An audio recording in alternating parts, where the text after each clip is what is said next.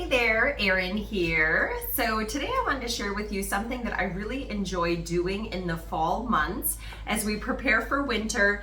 And I'm like, I want to create some soups in a jar, casseroles in a jar, things that I can have ready so that on our busy days, whether it be homeschooling, bowling, working on the farm, just playing outside, that we have something that we can just quickly throw in a pot with some water, and we'll have a meal within 30 minutes to 2 hours depending on what the ingredients are within the jar. So what I've created is 18 different soups and casseroles in a jar. It's a free download. You can grab it in the link below or in the comments below.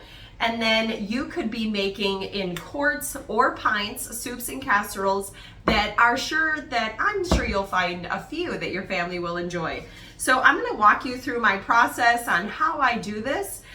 But the other really cool thing is if you're looking for fun Christmas DIY gifts, these make awesome gifts. So you could easily just cut yourself up some fabric squares. After you seal your jar, put this on top with your ring, and then you've just made it into a super fun decorative jar. And so then you could go ahead and put a few of those in a gift basket and the recipes. I've actually got labels that you can actually purchase and print off at home and then label all of your jars.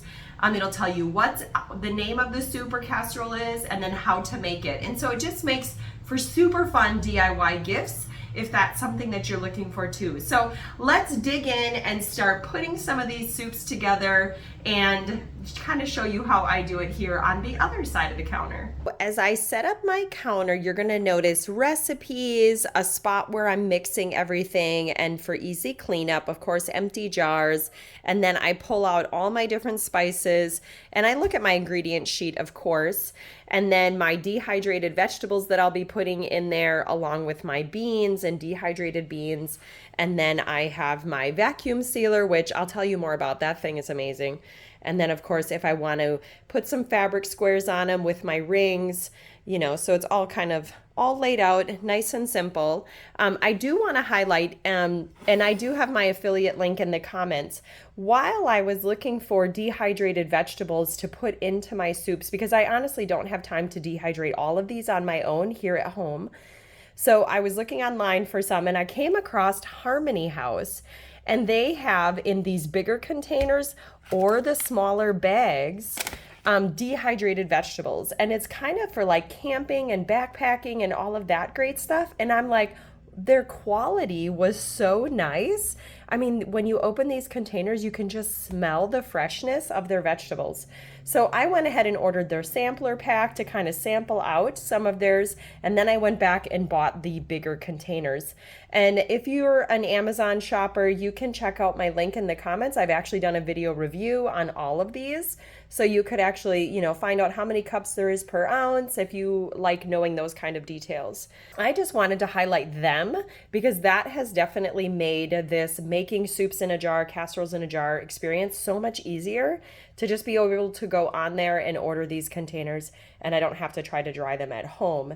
And the same thing with their beans. I did notice that the way that they dry their beans, they're not freeze dried, they're just dehydrated, but they cook up so much faster than my traditional beans that are just your plain whole bean. So if you're someone who knows they're not going to have a couple hours worth of time to let the beans sit in the pot, like for example with this chili, it's got the regular beans in it, and these beans are going to take 2 to 3 hours on low to really start to absorb the water and be tender enough for eating. Whereas you look at these dehydrated beans, and these are probably only going to take a half hour, 45 minutes.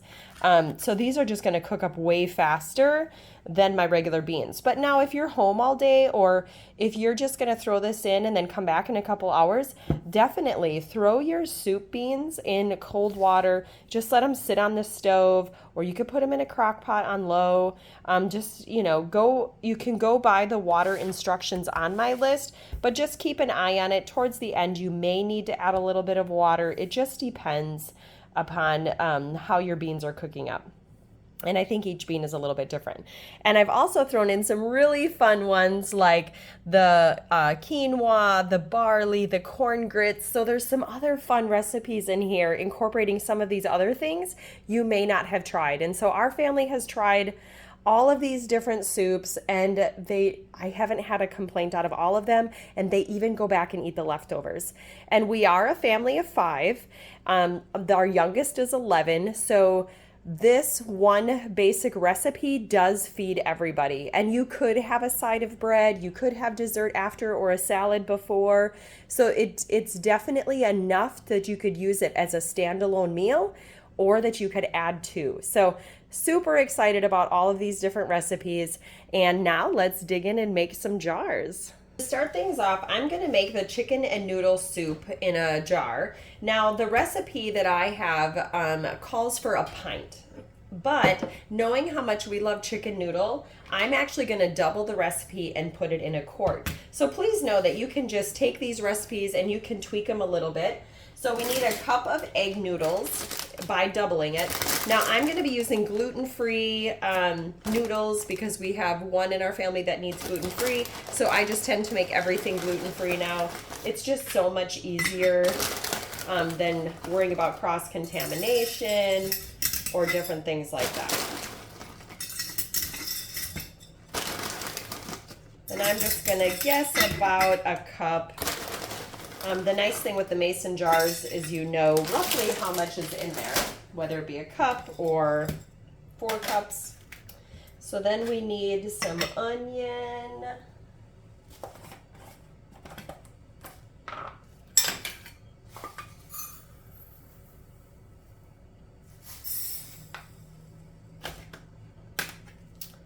Carrots.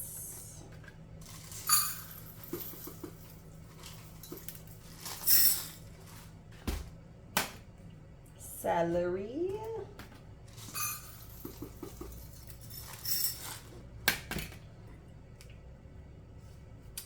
Parsley.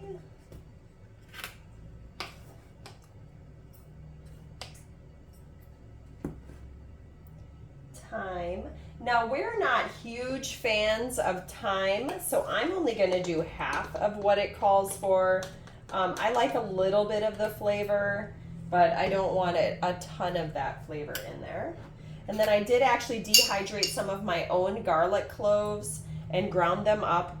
It's so amazing how much fresher stuff smells when you do it yourself.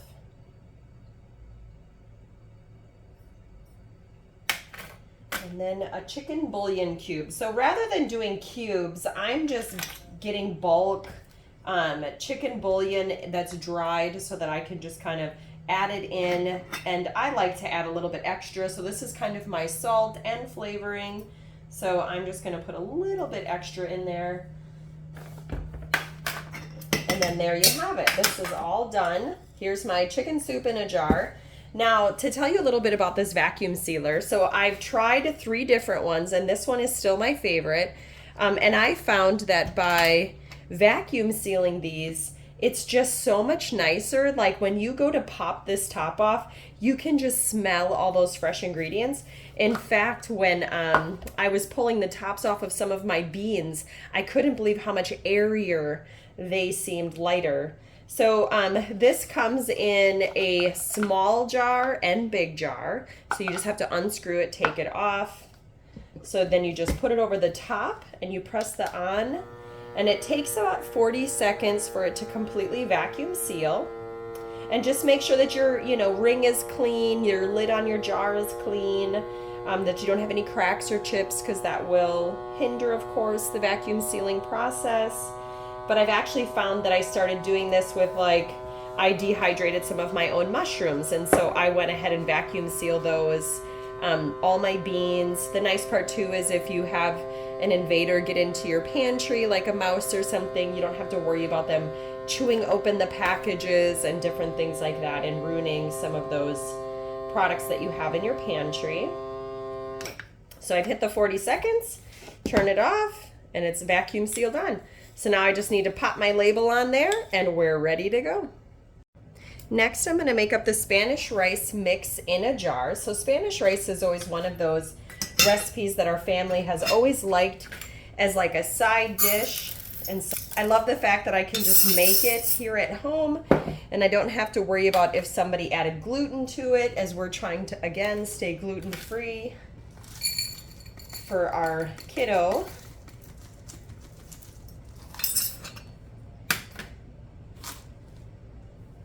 So some tomatoes, we've got some peppers.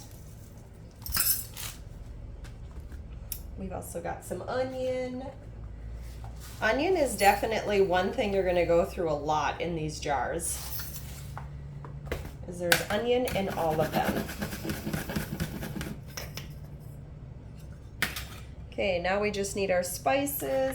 So let's put some chili powder in there. Some paprika, some oregano. And for those of my essential oil friends watching, you could also omit some of these herbs and add them in at the end if you're wanting to use your essential oils more. So, and you can definitely check out my channel more for information on adding essential oils to these mixes. Even in my email list, for those that are on my email list, I'll be talking about swapping out herbs for oils if you have them and you want to, you know, flavor that way as well. Oops, don't need quite that much pepper. And then this one calls for a vegetable bouillon, but because we like chicken so much, I'm going to use chicken. So I'm going to add about a tablespoon of chicken broth to the top to just add that little bit of extra flavor. So now we're ready to put our jar top on and seal it.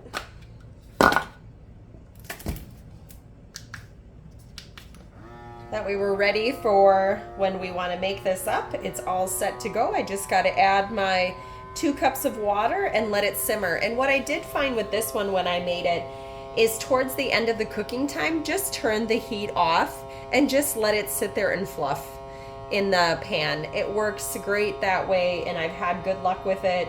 And again, rice with tomatoes in our household is always a people pleaser. And then the next day I even took leftover, because I did a double batch. I actually took the leftover rice, added it to more chicken broth, and then added some smoked beef hot dogs, and added in some spinach, and we ended up turning it into like a rice soup, a rice tomato based soup. So there you go, chicken or Spanish rice. Now I'm going to make up some corn grits and vegetable soup in a jar. So we're going to start off with a cup of corn grits.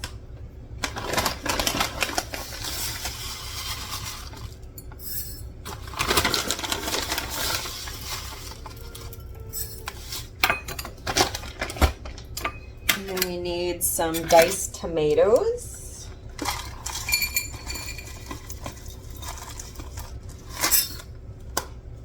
And then some minced onion.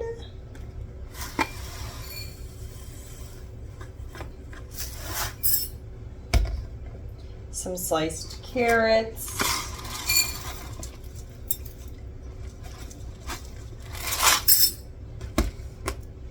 And then some green peas.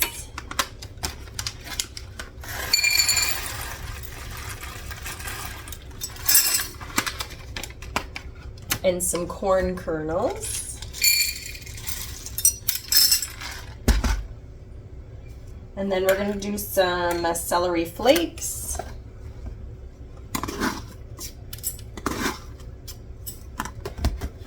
And then some thyme. And then some parsley.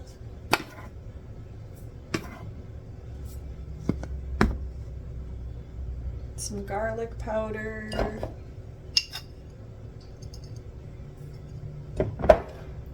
black pepper,